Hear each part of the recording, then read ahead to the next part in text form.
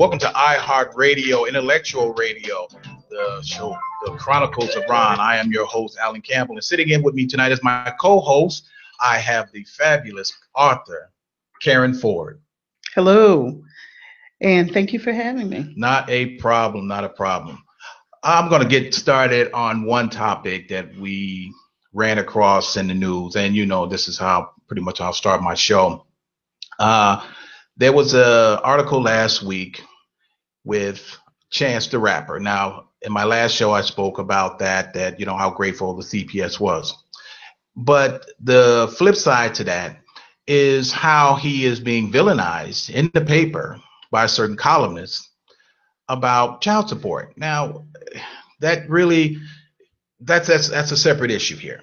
That's really a separate issue. But this is typical of us destroying another black person. A lot of positivity. This is a young man who reached in his pocket, keyword, reached in his pocket to bail out or try to assist in the public school systems and giving 10 schools $10,000 a piece. 10 schools, 10. And those schools are Nathan S. Davis Elementary, Mahalia Jackson, Charles Carroll, Oliver S. Wincott, and 5 high schools, Roberto Clemente, Paul Robeson, Orr Academy, Hirsch Metropolitan, Benito Juarez, and Finger. These are schools that need this money. But see, the real problem is that no one wants to discuss that. And probably, just probably, Chance asked the governor about what happened to the money from the lottery that was supposed to go to the schools. I'm sorry, we're hearing crickets in the governor's mansion right now. You hear that? That's exactly what happened. So that would lead someone to be somewhat frustrated. And when you have an individual that does this, and he's being what white people do, a philanthropist, he's giving back. There's a bakery on the north side, which is in Wicker Park, that is also chipping in to give to Chance's foundation. They've already pledged $5,000, and for every cookie, because Chance has his own cookie now, believe it or not. The name of the bakery is Alliance Bakery. So for every cookie that they sell, they take $1 from those sales and they put it towards the fund. So when they reach the 5,000 with that, and with the 5,000 that they already pledged, that's a 10,000 right there. And there are other individuals who also are pledging it. So I just think it's just deplorable for this columnist to villainize him about something that's basically an internal matter. It's a family matter. It's personal. It has nothing to do with what he's doing. So that's my little rant for right now. But tonight's topic is, and I hope you all are ready. So if you got your kids up, put them by the radio, put them in front of YouTube, however you can do this. They need to hear this. Tonight's show topic is raising our boys to be men and raising our daughters to be wives and not girlfriends. We sometimes get lost in things get lost in translation when we're trying to do this with child raising. None of us came here with a book, a pamphlet, a roadmap on how to raise children. None of us. But at the same time, we're given certain guidance as they say, from the cradle to the grave. And it's an old saying that, you know, it takes a village to raise a child. Well, the problem with that is that our village or villages are so dilapidated, so stressed and stripped from any and all types of resources. So it's kind of difficult to do that. And subsequently, this is what happens to where these young men and these young girls fall through the cracks. There's no leadership, no guidance, because there's a lack of guidance in the household. And talking about head of household, and see, in order to understand what the head of household is, you got to learn what that is. I agree. You do need to learn what the head of household is. And as we had spoken before, most people think of head of household as that tax bracket, as the person who brings in the income. But head of household is so much more than just that tax bracket. It also speaks to who actually runs the household, who is the last word, who has the last say so about what goes on in that house and how it runs and whatever. Speaking as someone who was, as one time, was a single parent, I was the head of household, but eventually I remarried. That person, my husband, is the head of household, but we do things together. He doesn't make decisions that we don't discuss. And we present a united front because children take advantage when there is not a united front. They figure out, they lean on mom, they lean on dad, whatever. But you present a united front. But make no mistake as to who is the head of the household. Exactly. And children, and we're talking about children, especially children of this generation right now, 2017. These children are a lot smarter, but smarter. Some of them are a lot more clever. And I hate to use the word, but say to a point where they scheme or connive to where they able to distinguish which parent is the strongest, and that's the which parent is strong, which parent is weak, and they're able to do that. And so that's where the breakdown comes in. But if like you indicated, there has to be a united front, and everybody has to, and we have to work together in understanding how to raise these young boys into becoming men. And the breakdown comes from not having the blueprint, not having enough of our men, and I'm referring enough of our men in the home to help these young boys develop into becoming productive members of society and learn how to run their own household. That's true. Yes. And we were speaking again earlier, and the fact I was saying that girls come here, and when I was a girl, I don't know if girls do this anymore, but we used to play house. So you thought, when I grow up, I'm going to be a wife, I'm going to be a mother. You took your dolls, you played whatever. I was a tomboy, so I didn't play house that often, but we did play house. Boys, on the other hand, come here. They're taught to play sports. They're taught to play war. They're taught to play cowboy and Indians. But what they don't do is they don't play that role of husband and father. And so thus they go into a relationship with no guidance other than what they see or they don't see. Right.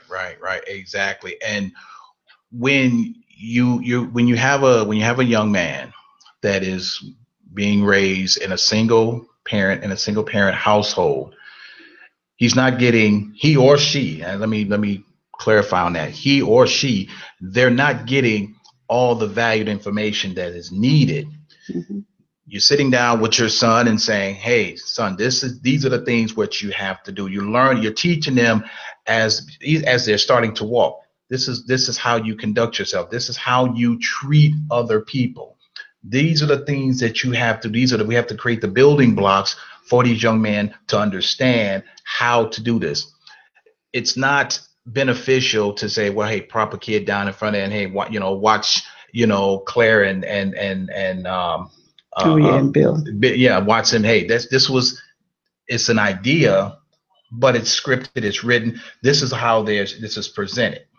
And at the same time, we have to look at this as it's not realistic because most of them don't have those benefits. True. They don't. And when you're lacking certain aspects of teaching your child and how these young boys, because when all they're seeing or they're introduced to is fast money or no money, what do I need to do? Who do I need to knock in the head to get it? Or the mother, and I want to be careful how I say this, or the mother bringing, or she's not being selective on what type of man that she's putting over her children. And when I say over them, bringing into the household, and he decides that he wants to run the show. No, but you're rotating them out every 6 months. And you're not setting an example for your daughters either, because they're seeing this. Oh, okay, I guess this is the way it's supposed. I guess this is what I'm supposed to do. No, we're setting them up for failure, and then at the same time, we're not giving them any type of values. It goes on to say that the first man that a girl falls in love with is her father, because she emulates that man. If her father is a good man, or he's a good man, then those are the men that she's going to wind up attracting or migrating to, gravitating to, I should say. And the same thing with if he's not a good man, if he's an abusive individual, that follows suit too. Same thing with boys. If they have a mother that may be overbearing to where she's not allowing him to grow, then he's going to wind up attracting those kind of women. Or she's the opposite. It falls. But that's where the two have to work together, where the father has to take control and being the head and understanding what the head of household is. And like you said, it's for most of us, it looks like a tax bracket. No, it's a job. It's a duty. Yes, yes, it is. And you said something very important about the man that you bring into your household, because we teach people how to treat us. If we're accepting of bad behavior, people are going to behave badly. If you are accepting of being treated badly, then someone's going to treat you badly. It just happens to be human nature, and that is what people do. So you have to remember, or what we need to teach our children from the beginning, is respect for themselves and then respect for others. And you have to emulate that. It's not enough to just tell them. You have to emulate it, because children emulate what they see. You can tell them anything. You can tell them don't smoke, don't drink. But if they see you smoking and they see you drinking, inevitably that is going to be what they do. So if this is not what you want for your child, then you need to emulate the behavior that you want that child to do. And for ladies, it's critical, because we end up most of the time with that child, for whatever reasons, whatever the circumstances are. And I'm not disparaging anybody's circumstances, but there comes a time when you have to choose, when you make a choice of your behavior, when you choose who it is you bring into your child's life. And there is nothing wrong with being selective about who comes into your child's life. You're not doing anything but being a responsible parent. It doesn't make any difference what that person does for you. You have to remember always that whoever comes into your life, if you have a child, that means that person is coming into that child's life as well. Exactly. Exactly. And being selective is a great responsibility, because you're taking the time to realize this, what you want and how you want to emulate yourself in front of this child. Because everything we say and do, these children pick up. And now we're at an age now where these children pick up every single solitary thing from what they will see on the television, from these little reality shows. And in their minds, they think that that's what it is. And then when they get home and then, mom or dad is watching this, they're like, okay, I guess this is the segue. I guess this is the way it's supposed to be. Instead of, like you said earlier, sitting down and telling your children these particular things, these particular points, and grooming them into the things that they need to know and understand. When I was coming up, as well as yourself, we were told, our parents we were told to just do it and don't ask questions. Hey, don't do this, and that was the end of it. It was absolute. And when you have that type of absolution, what you're going to gravitate towards that and say, okay, I wonder why they don't want me to do that. Mm-hmm. Now when you're teaching your children now in this day and age, you have to not only teach them, but you have to give them what I call the good, the bad, and the ugly. Hey, you go out there and you're with this young lady or you're with this young man, and you are not, and neither one of you are using protection. It's only one or two things that's going to happen. Somebody's going to get pregnant, or you're going to wind up with something that you don't want. And that's a disease or something even worse. But see, if we're not telling them these things, if we're not telling them, hey, these are the consequences, this sets them up for making better decisions. Now, if they go out and they still do these things, now you have to take responsibility for this. You don't get any do-overs. If someone comes up pregnant, you don't get a do-over. This is not a piece of paper that you ball up and throw away. And this is what we have to teach our boys, as well as teaching our young ladies. And when we're grooming them into these things. And it starts with, and starting with that, in grooming these young men, it starts with the man. First of all, he's got to have his act together. It's imperative that he knows what he's doing and what he's saying. And doing so, then he's taking that and passing these lessons on down. And then when you have the woman, she's doing the same thing. You can't have, when you have a mother and a daughter and they have a sister girlfriend type of relationship, you're defeating the purpose, because now there are certain things that she may divulge to you that she shouldn't have, or you're having an issue with your guy, and now you're confining in your daughter. And I've seen that happen more times than I care to. Yeah, I've seen that happen. It's like, wait, why are you doing that? You can't do that. That's not for them. And when that happens, this creates a breakdown, and it creates a breakdown between the two, because now I feel like I can say anything to you, but at the same time, I don't have to respect you, because now we're on a different level. Well, we're equals. We're equals. We're equals. Right. And that is that's very dangerous for parents. And I think a lot of times parents nowadays seem to be, and don't mean to generalize, but parents seem to be operating out of one or two things. It's either fear or friendship. It's I'm afraid of this child, and because this child is going to snap, this child is not going to love me, this child is going to do this. Or friends. I have friends, but none of my children are my friends. Do we do things together? Do we talk? Absolutely. But we are not friends. There is a pecking order, and I am mother. That's it. We will never be running buddies. I don't want to go somewhere and I'm on the dance floor and my child is over there on the other side of the dance floor. Not unless we're at a family party and everybody's there. But we're not supposed to be hanging out. We're not supposed to be doing that. And unfortunately, a lot of that has come from what we've seen in television and the movies, because we've started to emulate that. And so we look at a lot of the reality television shows. You look at a number of the reality television shows, and these people are friends, they're buddies with their children. That may be fine for the reality television show. That may be fine for that, but that's not reality. That is not the way it's going to be. That's not the way it's supposed to be. We a lot of times don't hear what happens with those relationships when they break down, because most of the time they have publicists. They have people who kind of sweep that under the rug, whereas we don't have that.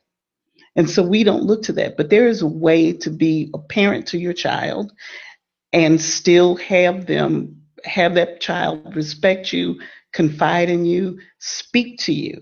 Now, I've had the unique position of having been a single parent and then a parent with a spouse. And I do know, as a single mother, my son was never my running buddy. He was my son. Still, now my husband and I have a blended family, so we have 4 children. And I was lucky enough to get girls out of the bargain, which is a first for me. We get along swimmingly, but we are not buddies. No, you're absolutely right. You cannot be. Me and my son were playing a video game, and he let something fly recklessly out of his mouth, and I said, "Hey, let's see." And this is where it has to start here. Once you catch it, and you make that clear, because children, and we're granted, children will forget because they'll be caught up in the mood, or caught up in everything what they're doing, and we may be at a ball game or whatever the case may be, and something will fly, and then that's the part where you look over and say, hey, wait a minute, I guess you forgot that I'm here. Your father's here. Your father's here. Remember this. And I had to tell him, remember this. I'm your father, not your friend. Mm-hmm. Don't get the two confused, ever. And we have to, and there's some children that do take that, they do remember that, they take that, and it doesn't happen often. But when you mentioned something about when you have parents that are afraid of their children, they're afraid to say anything to them when it needs to be said. You're not teaching them to be responsible. You're not teaching them. What you're doing is that you are fostering in the idea that this is okay, and this is what you're doing, to where, hey, if I want to borrow your car, I have to come to you with hat in hand and say, I want to borrow you. No. Listen, I need to use your car. I'm asking you. Okay, fine. And first of all, you're living in my house, so it's really not open for discussion or debate. When you want to change the rules, you get your own place. That's how that works. Mm-hmm. And understanding how the two have to work together. Now, when we have the relationship between the man and the woman, and understanding that there's an order, there's a man, a woman, and the child, and there's an order to where, hey, when he is laying the foundation to saying this is how these things are to run, how they should run, then the woman comes in and she is primarily the backup to support what he's saying and doing. Now, if he's right. Now, we will agree that there are some men that are not right in the way that they do things. You can't say, well, I'm gonna be right in this house, but then you got another family halfway across town. You can't. You're being hypocritical. You can't, and you're not teaching these young boys how not to do this, grooming them into what being a young man is. First of all, we have to identify, hey, what is being a man? No, it's not making a baby. It's not going there and getting a job. It's the ability to take care of yourself, because at some point or another, you're going to have to take care of someone else. And taking care of yourself means being self-sufficient. And this is what these young men are not getting, primarily because a lot of the social programs have been taken from the community. A lot of the men have been taken out of the household for various reasons that you and I talked about earlier, and various reasons. And then the part where there's the breakdown between the woman and the man, to where you get some women that are completely psychotic that will drive men away and they don't want to be bothered. And this woman has a child and say, okay, I don't want to be bothered with either one. Then the flip side, it's the same thing. Inverting that, it's the same thing with the woman. It's the same thing. So we have to work beyond, we have to work past our own personal feelings to get these children to where they need to be, where they're not making these decisions, to where when these young women, these young girls are out there, as well as these young boys feel that it's cool to pack a pistol, wear their pants sagging, talk just ridiculously, get completely tatted up. And then you have the young girls who are searching, and basically they're not fishing, they're searching for someone to give them attention. When the attention begins at the home, with the father showing the daughter how a man is supposed to treat her, how he's supposed to treat her. Everything starts with him. If she sees how he's treating the mother, it should follow suit. Or as an old saying, if you want to know how a man's going to treat you, see how he treats his mother. Yes. If you want to know. Well, Ossie Davis, there was an autobiography written by Ossie Davis and Ruby Dee, and they talked about having an open marriage. Mm-hmm. And Ossie Davis said in that book, if you want to know how to love all women, love one woman well. And I love that quote, because it is very, very true. Now, again, as we had spoken earlier, I was raised in a single family home, but my single parent was my dad. It was not my mom. It was my dad. I watched him, but I know how he treated me. I know how he treated the few ladies that I met. I don't know how many women he dated, but I met a couple. I met a couple. It wasn't a consistent succession of whatever, but I met several. But I know from my other uncle how he treated my aunt, and they were always, I know they had arguments, but we never heard them argue. And they spoke in terms of endearment. They held hands. They were very much united, obviously very much in love. But it was evident that he had great respect for her. I believe she came out of a household where her father had great respect for her mother. So again, as you said, children emulate what they see. But for those children that don't get to see that, if there is a lady listening out there and you're thinking to yourself, well, my son's father or my daughter's father is no longer in the child's life.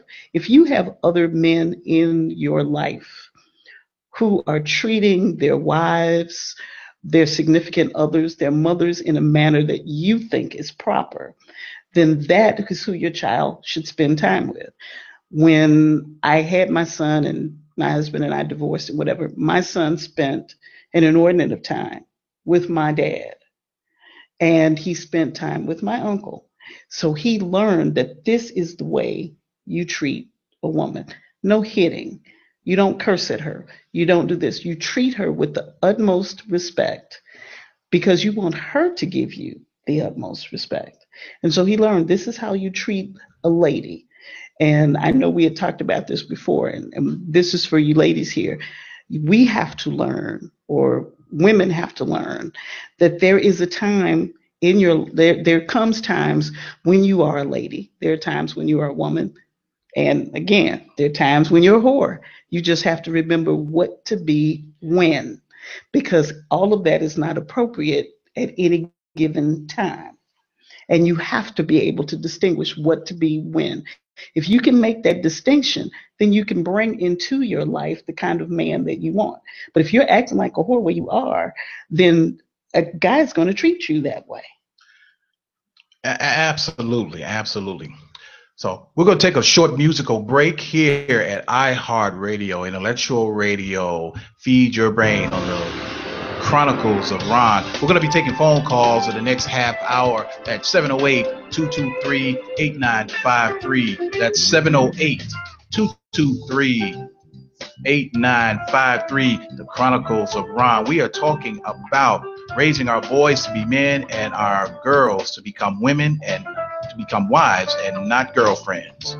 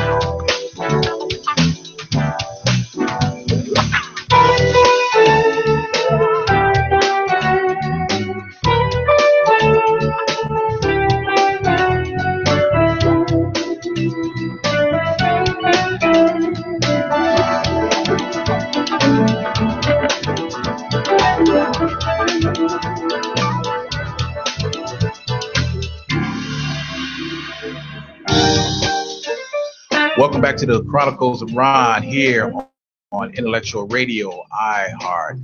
I am Alan Campbell, your host, sitting here. The co-host with me is the lovely Karen Ford. We're going to be taking calls right now. If you're out there, please call in and join in the conversation at 708-223-8953. During the break, Karen she said something earlier that kind of cracked me up. And this is where we're at with our young ladies, and we have to understand that. And this is where it's important for our mothers to really understand it. If you have girls or young girls, this is where we're at, as well as our young men or men. And it's difficult to try to really work on this when there's just one parent at the time, or one parent is completely absent from that child's life. And we have to, and a lot of this can be alleviated if we teach our young people what the do's and don'ts are, what the pros and cons are. we have young people decide that, well, hey, I don't want to stay here anymore. I want to get my own place. Okay, fine. Or I want to cohabit with someone. I want to live with someone. Okay, fine. This is your thing, but make sure that this is what you're doing. And in that, we want to make sure that we have given them all the necessary tools to do this. And this is something that has not happened, I would say, within the last 25 years of not giving these children the tools needed and necessary. It's like telling them to go out there and dig a ditch and you give them a fork. Are you serious with me right now? You got to be kidding me. Absolutely kidding me. And when these young ladies are going out there and and as I said earlier, surfing, looking for that particular person to give them attention, mothers have to be the role models of our young girls, because these are going to be the women of tomorrow, and hopefully grooming them into being wives, grooming them into that, on how to do this, and grooming our young men into being responsible. We got a caller calling in. Good evening, caller. Welcome to the show, Chronicles of Ron. Where are you calling from? I'm calling from Georgia, sir. All right. How you doing, Georgia? I'm good. So dealing with this conversation, I'm going to try to make it brief.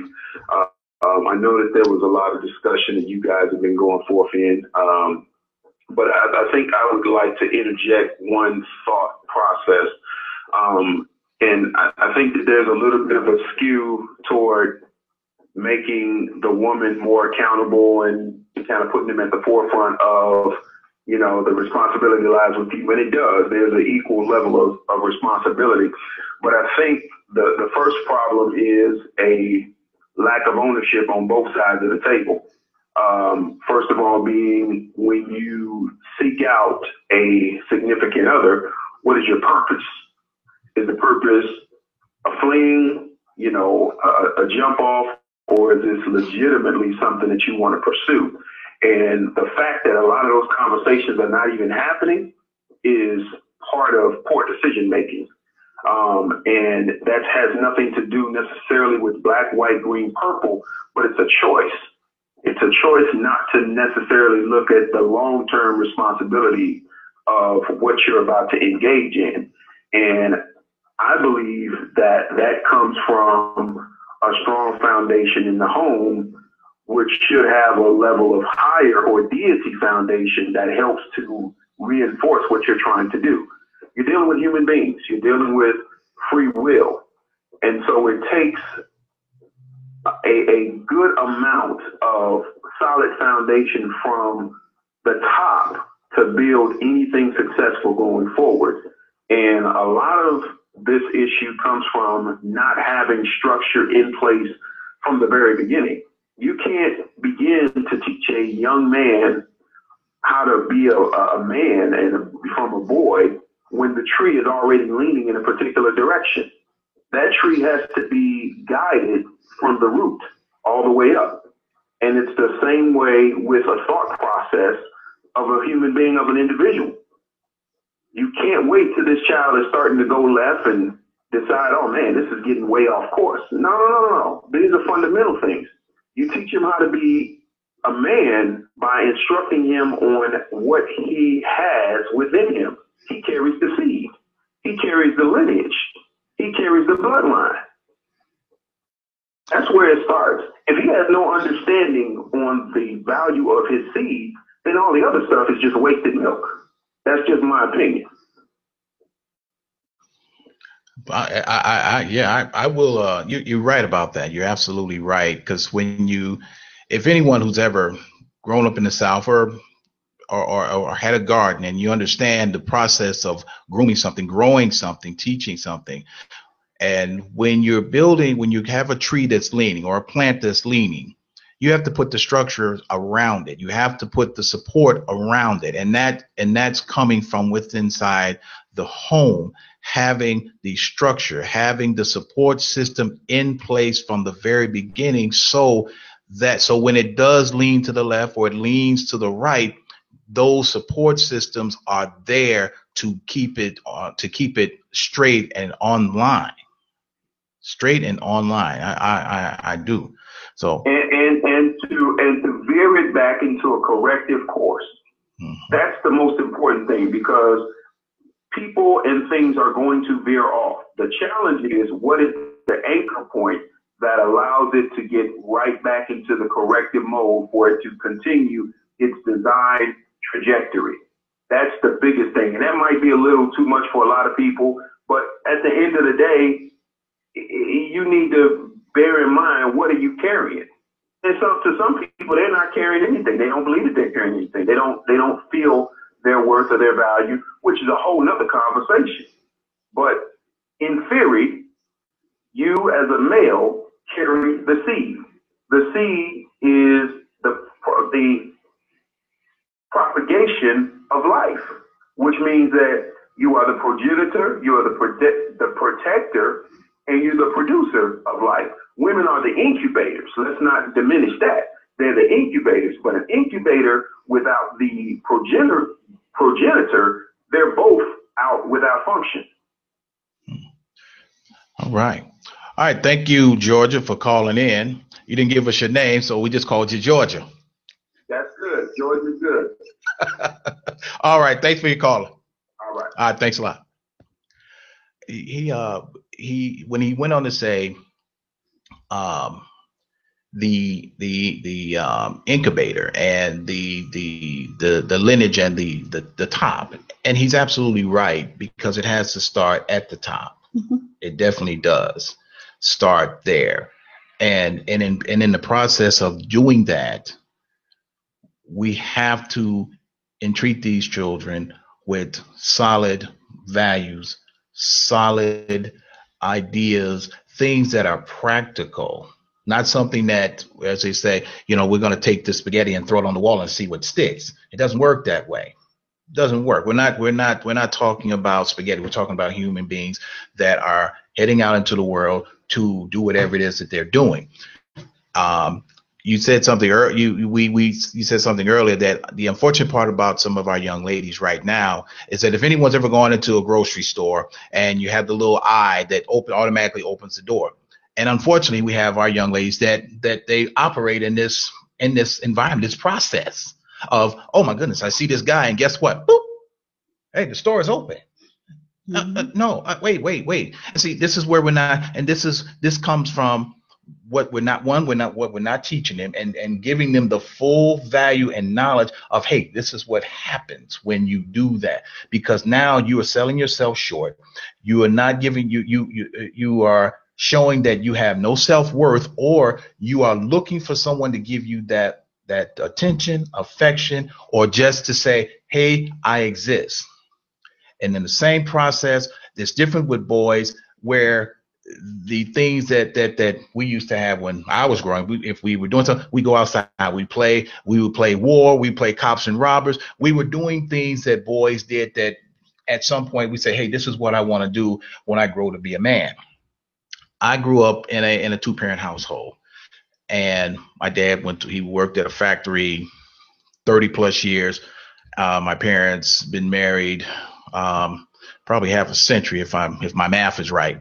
But some of the things that they told us, some of us had to find out the hard way that it was inaccurate, or it wasn't the way they said. They say, hey, well, it's one of the things where, hey, don't bring any babies in the house. Well, first of all, you got to tell me how that even happens.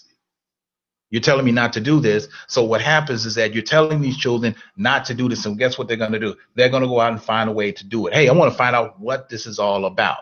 If you're not telling them, hey, if you're going to engage in premarital sex, wear a condom. If you don't have one and she has no form of birth control, hey, it ain't happening. It's not happening. But if we're not telling them the downside to this, okay, guess what? You don't know who she's been. You don't know who he's been with. She could get pregnant. You could get something. And then everybody, then we had a whole nother dialogue of why we're here. And so now at this point, both sides of the parenting is looking like, oh my gosh, how did this happen? Well, that's the part where you blame yourself. Say, oh, we didn't give them the necessary tools. Exactly. And on the other side of this, the caller alluded to the fact that it seemed as though we were leaning heavily on the young ladies, on the female side. We talked about this at the top of the hour about the head of the household and all the rest of the stuff, and that there has to be that the male is the head of the household, but he and his wife, or the female head of the household, they work together to raise these children. Unfortunately, men are told quite a bit of misinformation. Men tell other men this misinformation.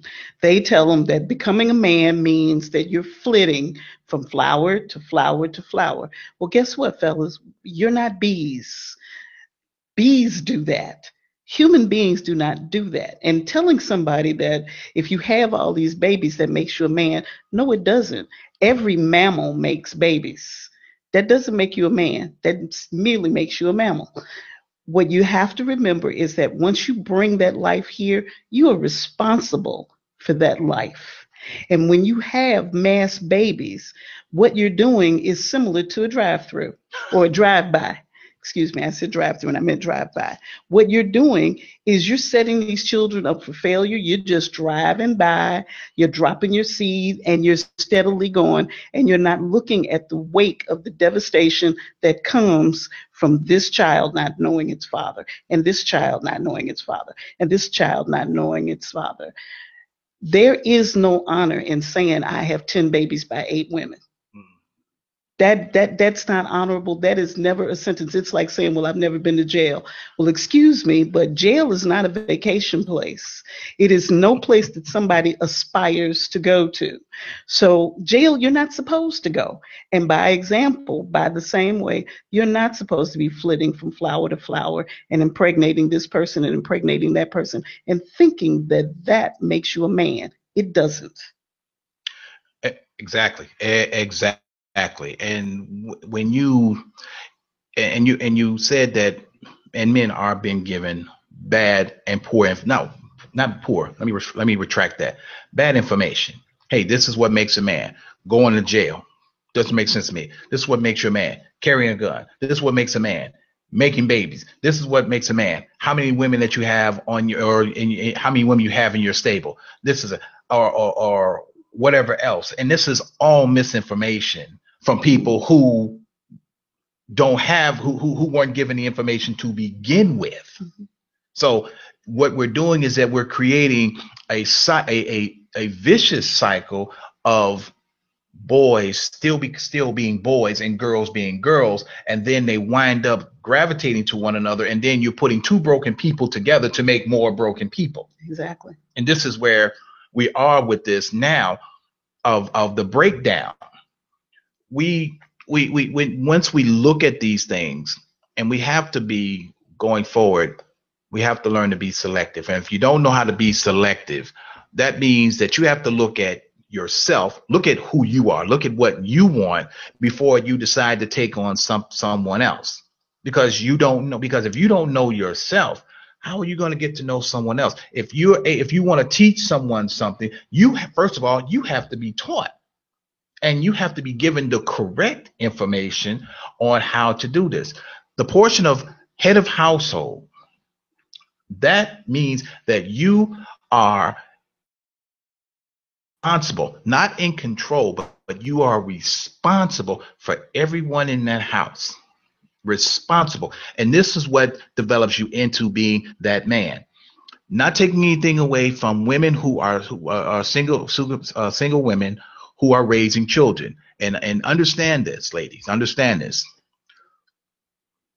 When we say head of household, we sometimes get it convoluted. Well, because I'm here and I have the child all the time. Yes, you are the head of that household. But understand, when you and another man become one, those responsibilities shift to him. Then this is the part where you all start to, you lay everything out, you work together. Then he becomes the head of household, because everything begins with him and everything stops with him. He is the one that's saying, hey, this is how we should do this. But you all are discussing this. You have an open dialogue. You're discussing this. You work together. there are people where you're in a relationship, or you're living together in a relationship, or you're married, either or, but there is an understanding that you have to have amongst one another. If you're married, hey, you just can't, I'm gonna take X amount of dollars and I'm gonna go spend it on, I'm just gonna blow it. No, no, no. Out of respect for that woman and that child, if the child is in the household also, you all have to discuss this. I don't care if you're going to buy a stick of gum. Hey, this is what I'm going to do, because we do things together. And this is how black men and black women once were, going from 1920 up to 1968, I believe, that they worked together. Black women were, per se, the backbone of the black man. She stood with him. She worked with him. That changed when the word minority was introduced into the community, meaning that what happens is that the first time that a black woman was considered a minority was in 1968. And then she was classified. So now what happens is that now this is the way to between the two. So now you have a breakdown. So now we can't. So we're not raising our children together. We're raising them separately. So now I can't teach him how to do these things or how to become a man. Or I'm not sure. I'm not putting in the time with my daughters to get to show them how a man should treat them. And the key word on grooming our girls into becoming wives and not girlfriends is how they are treated. We have a lot of young ladies out there now that gravitate to a lot of, for lack of a better word, undesirables. Okay, you get a guy who won't get a job and he's laying up on this woman, and she's okay with that. There's a problem. There's a breakdown, because somewhere no one told her this is not what you do. And this sure as hell he's not a man. If he's laying up on you and he's reaping the benefits, it's something wrong there. Something wrong. And we've seen that. We see that across the board, to where these young girls think it's okay. Well, I'm going down the county to see my boyfriend. I'm gonna ride with him. I'm a ride or die chick, or whatever the case may be. Wait a minute. Hold on. If this is his first stint, we all make mistakes. This is his first go around. Yeah, okay, fine. But if this is his 15th time, it's something wrong with you, sweetie. Something wrong. No more prison visits, no more letters. Hey, he ain't gonna get it right. He's not going to. We got another caller. And he said go ahead. Caller for the Chronicles and Ron again. Sorry about that. I had another comment. Go ahead, caller. And where are you calling from? Georgia. Oh, it's Georgia again. Georgia on my mind. That's it. Go ahead, Georgia. Sorry, I was again joining the conversation. I just wanted to reevaluate just a discussion that you guys were having, or kind of put a different spin on it. I know, or it appears that just from the way you guys are presenting it, is that there's a lot of things, and specifically when we're talking about head of household, when we're talking about what these girls see as acceptable, what these folks are seeing and viewing as acceptable, or just as part of a rite of passage. It's not, in my opinion and in my experience, and I say that from an experience that goes over approximately 25 years, this is not some new phenomenon. This is not something that has just emerged within the last 5 or 10 years. This has been almost a second generation of this level of reprobate thinking. And I say that because although we're seeing it manifest itself in a type of growth, this is not new. We've seen this before, where we have people who are attracted to that bad boy image. Let's just be honest. See, that's the thing that we need to do in order to address the situation. We have to be honest about the condition and the problem. There is a natural attraction to the bad boy. We know that. The problem is that there is not enough sane people who will definitively stand and say, hey, listen, that's cool, and that actually might be something that's attractive, but there's a problem here. There's a character flaw here. Because if he's the baddest cat on the block and he's knocking everybody's head off, guess what happens when you cross him? Guess what happens when your kids or something that you have or you hold dear, or your dog or your cat or whatever the case is, when something he doesn't like crosses him? He will annihilate it. So instead of you looking to that as, hey, you know, he's a strong dude, he just don't take no mess from nobody, you need to reevaluate that. And there's not enough people, or that they're getting the wrong message. And the wrong message is being indoctrinated into this, again, in my opinion, this second about to be third generation. And it's intentional because people have misunderstood their place or their direction. Now, some can say that's because there's a lack of religious indoctrination or God or whatever the case is. Okay, I'll say that. But at the same token, you are making a conscious decision to say, hey, listen, you know, I like this particular thing. I like this bad boy. I like this. I like that. I like that he, you know, is the toughest cat on the block. But you're not bearing in mind the full consequence of what you're bringing into your house. I've seen this time and time again where he's the baddest cat on the block, and you had to have him, and then you bring him into your house, and you're trying to figure out why you at work, why your 3-year-old baby got his head knocked up against the wall. I just never thought he would do that. Really? But this is a continuous cycle that, you know, it's about better decision making, and that has to be really dealt with from a fundamental level. And we have to be honest about what we find attractive and what we find as something that we aspire to. We as a race of people, if we're honest with ourselves, have a very sick fascination with this gangster mentality, which is killing us. But for some reason, it's like an addiction. We can't get away from it. And that is a very poisonous, shall we say, topical medication that we keep applying to ourselves in each generation. Yeah, and you raise a very good point, and you are exactly right, and that's what we had talked about earlier about being selective about who and what type of men that you are bringing into your home and entrusting with your children, having over your children, and creating that and creating the bad boy image for some people. That's all. Unfortunately, that's all they know. And then when these young ladies see this is what they gravitate to, because what happens is that their mothers have brought in what bad boy image type of men, and they're believing that this is the right way.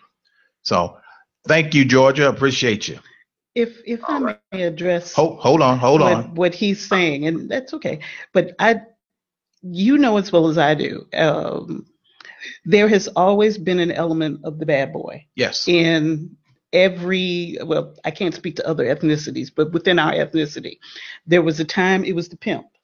You know, you look at, if you read the book Kings, it talks about the gentleman who created policy, which was really the precursor to the lottery. And so so they were at the top of the game. They were the people that everybody looked to. You know, I'm gonna run policy. I'm going to do this. I'm going to do that. Then was pimps. Eventually became drug dealers. Now we can sit here and we can point fingers and all the rest of the stuff, but the basic thing is that at that time, when policy was being done and there were kings, we had people in our community. We had doctors, we had lawyers, we had teachers, we had other people and other things to aspire to.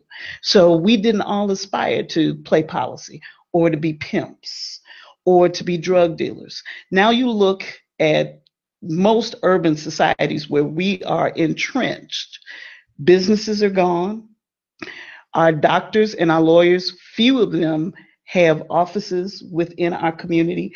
I can't even remember the last time I actually saw a doctor's office in our neighborhood. We're traveling out. We're going here in Chicago. We're going to Mount Sinai. We're going to Northwestern. We're going to Little Company of Mary, but we're going somewhere to see a doctor as opposed to seeing that neighborhood doctor. You had lawyers. If your kid got into a little trouble, you could go see Mr. So-and-so, bring your child, you talk to him, you paid him a small retainer, and he helped your family out, and you knew them. These people created the backbone for our economy and for our neighborhoods. We don't have much of that anymore. So we look at this, that tear down also, besides what happened with the family, is the fact that we don't have those people to look up to anymore, to aspire to. So instead of our boys aspiring to that, they're aspiring to that fast money of dealing drugs and thinking, I'm not going to live to be 25 anyway, so I might as well plant my seed wherever. Exactly. All right. Thank you. Well, okay. Hold on, George. Hold on, because we're running out of time right now. But tell you what, go ahead with your comment.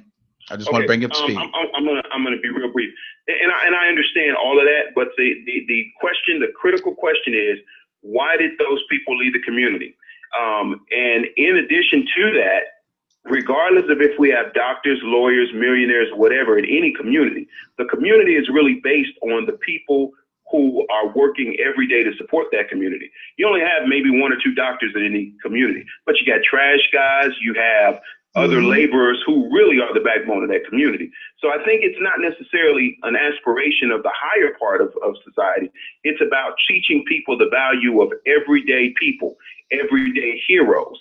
That's what other societies do. It's not about the status. It's about creating a pride and an integrity in everything that you do, so that in whatever you do, you also see the fabric and how it interweaves into understanding everything, how it works together. Sorry, that's about all I got. I know y'all got to get going. All right. Thank you, Georgia. Thank you. And that is my time. Unfortunately, it's not, we don't get a lot of it, but we try to do the best we can. So join me next week where we will have part 2 of this segment, Boys to Men and Raising Our Daughters to Become Wives and Our Girlfriends. That's my time. I'm here with the lovely Karen Ford as my co-host. We are here at Intellectual Radio, the Chronicles of Ron at iHeart. See you guys next week. Be kind. One more thing. Thank you very much for listening. Appreciate you.